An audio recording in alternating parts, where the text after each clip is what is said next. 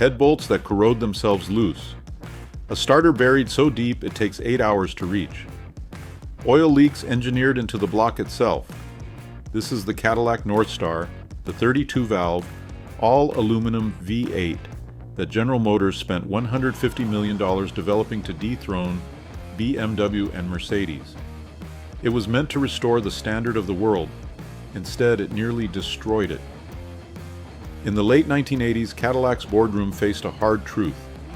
Germans, BMW and Mercedes-Benz, were pulling away, claiming nearly a third of the US luxury market with high-revving, dual overhead cam engines. Cadillac's old iron block V8s, smooth but slow, were no longer enough.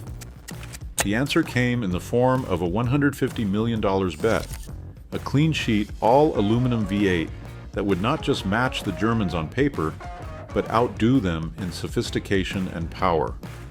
This new engine, codenamed Northstar, was designed from the ground up. Engineers specified a 4.6-liter displacement, a 90-degree V8 layout, and an unheard-of 32 valves, 4 per cylinder, each controlled by dual overhead cams. The target was clear, at least 295 horsepower, a figure that would put Cadillac back in the conversation with the world's best. The engine would feature coil-on-plug ignition, a plastic intake manifold to save weight, and a computer-controlled fuel and spark system. Variable valve timing, rare in American cars at the time, promised both high-end power and low-end smoothness. Cadillac's engineers believed they had an answer for every challenge. Nowhere was this more evident than in the Northstar's limp-home cooling system, a feature unlike anything offered by BMW or Mercedes at the time. If the engine lost coolant, a network of sensors would alert the control module. Instead of shutting down, the Northstar would automatically cut fuel to half its cylinders in an alternating pattern. 4 cylinders would fire, 4 would rest, and then the cycle would switch. The inactive cylinders acted as air pumps, drawing cool air through the engine and reducing heat buildup. Meanwhile, an auxiliary electric pump and a dedicated reservoir kept what little coolant remained circulating through the block and heads. On paper, this meant a Northstar-powered Cadillac could limp as far as 50 miles, sometimes more, even after a major coolant leak. Marketing materials boasted that drivers could escape the desert or reach safety when other luxury cars would be stranded and steaming. The system's operation was governed by precise logic. Once coolant temperature and pressure dropped below set thresholds, the engine management cut power, limited speed, and prioritized survival over performance. It was a clever safeguard, one that seemed to promise invulnerability. This fail-safe cooling system became a talking point for Cadillac sales teams, a symbol of the Northstar's supposed indestructibility. At the time, it reinforced the image of an engine engineered to withstand any crisis. But as history would prove, the very complexity that made the system a marvel would also open the door to future trouble.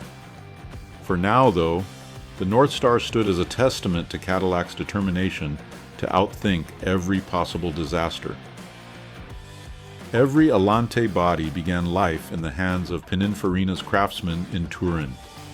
Once completed, each shell was loaded into a custom-designed aluminum rack, an engineering feat in itself, then rolled out to the tarmac at Turin-Caselle Airport. There, a waiting Boeing 747 freighter, leased under a $100 million contract with Alitalia and Lufthansa, stood ready. Up to 56 bodies at a time were secured in these racks, stacked and locked for the 9-hour flight across the Atlantic. 2 flights a week kept the supply chain moving, each trip adding about $12,000 to the price of every car. Over the program's life, more than 21,000 bodies made this journey, forming what Cadillac proudly called the world's longest assembly line. The spectacle of Italian metalwork flying over the ocean was not just a logistical marvel, it was Cadillac's way of telling the world that no expense or effort was too great in pursuit of global prestige. The Northstar's arrival set off a wave of anticipation in the automotive press. Reviewers described the engine as a revelation, remarkably smooth, eager to rev, and almost silent at highway speed. Cadillac's marketing leaned into this acclaim, calling the Northstar the most advanced engine ever built for a production car. Brochures and TV spots promised drivers a new era of American luxury, one that could finally stand shoulder to shoulder with the best from Munich and Stuttgart. The Elante's price tag soared, reflecting both the cost of its transatlantic assembly and the promise of technical supremacy. But with every headline and every glowing review, the Northstar became more than just a power plant. It was a symbol, Cadillac's halo. That spotlight brought prestige, but it also raised the bar. Any flaw, no matter how small, threatened not just a model, but the reputation of an entire brand.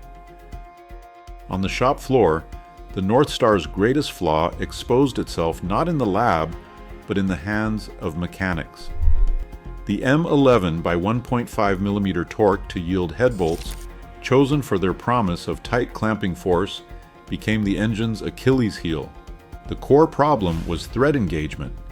The fine-pitched steel bolts threaded into a soft aluminum block simply did not have enough material holding them in place. Repeated heat cycles stretched the bolts beyond their elastic limit, and over time, the aluminum threads gave way. Road salt and moisture only accelerated the process. Once the threads let go, coolant would seep past the head gasket, sometimes flooding a cylinder, sometimes vanishing into the oil. The result was overheating, warped heads, and in the worst cases, a block so damaged that it could not be repaired without major surgery. For owners, the first sign was often a warning light, or worse, the dreaded limp-home mode. For those whose engines had already triggered the limp-home system, it was a bitter irony. The same failsafe that was supposed to save the engine had, in many cases, simply delayed an expensive reckoning. For mechanics, the fix was a laborious ritual. The only lasting solution was to drill out the ruined threads and install steel inserts, a process known as time-serting. This job could run anywhere from $1,500 to $4,500, depending on the shop, the extent of the damage, and whether the heads themselves had warped. Invoices from the era tell the story in cold numbers. 3 days in the bay, a stack of specialized tools, and a bill that could easily eclipse the value of an aging Cadillac. General Motors issued technical service bulletins outlining the precise repair, but even with the official fix, trust was eroding. The term Northstar condition entered mechanic slang, a shorthand for a problem so common it became a punchline. For every technical bulletin, there were dozens of forum threads and owner complaints, each one adding to the engine's growing reputation as a costly gamble. Starter replacement on the Northstar became a cautionary tale in Cadillac service bays. Instead of a simple swap, the job demanded hours of labor, 8 by most dealer guides. The starter sat buried in the engine's valley beneath the intake manifold and a web of wiring and hoses. Oil leaks were another chronic headache. The Northstar's split case block relied on a perimeter seal instead of a traditional oil pan gasket. Over time, heat cycles shrank the seal and oil would seep out, leaving telltale stains on driveways and garage floors. Fixing the leak meant lifting the engine. The operation was so involved that many owners simply topped off their oil and lived with the mess. Used car guides started to reflect the risk. By the early 2000s, Northstar-powered Cadillacs were trading at a discount of $2,500 to $3,000 compared to rivals from Mercedes or BMW.